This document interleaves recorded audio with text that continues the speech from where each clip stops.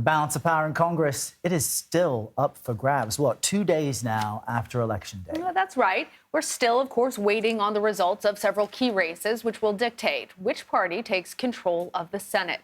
As it stands, the Democrats have 48 seats secured, while Republicans hold 49 seats. It takes 51 seats to claim the majority of the Senate, unless Democrats split it evenly 50-50, in which case they would have the majority. There are 3 races left that still need to be projected. Now, the first race is in Arizona between Democratic incumbent Senator Mark Kelly and his Trump-backed challenger, Blake Masters. Kelly, as you see here, is currently holding the lead. State election officials say it could take until at least Friday to tally all the votes. And in Nevada, election officials say it could take until next week to tally all the votes in that state's Senate race. The GOP's Adam Laxalt is leading over incumbent Senator Catherine Cortez Masto.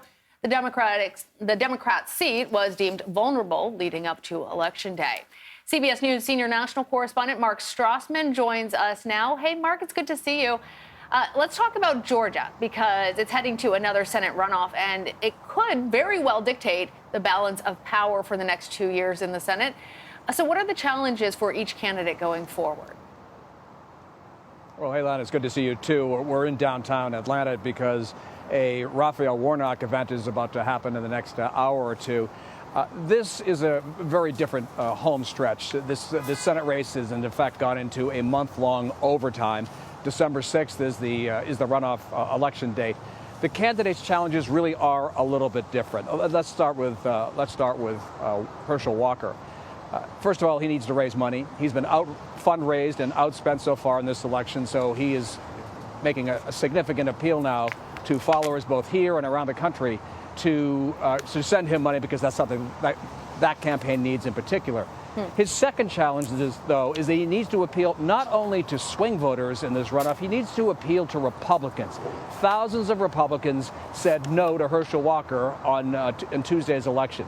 He ran 200,000 votes roughly behind Governor Brian Kemp, and he had the lowest raw numbers of any statewide Republican on the ballot. These are Republicans who see him as either unfit or not able to do the job of being a U.S. Senator. Warnock, slightly different. He has the money, there's no question about that, but this runoff has a much shorter early voting period, only 5 days, and early voters tend to swing Democrat. He needs voters to show up on Election Day. He also has the Biden issue here, as many Democratic candidates had around the country. Biden is not a particularly popular president here.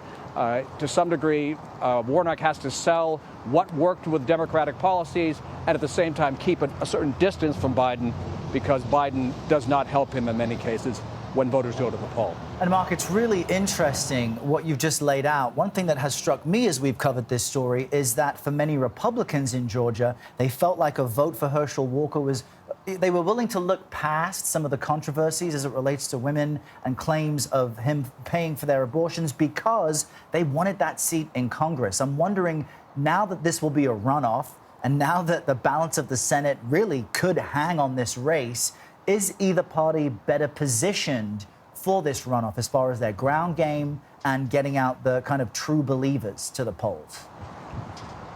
Well, that's a good question, Eric.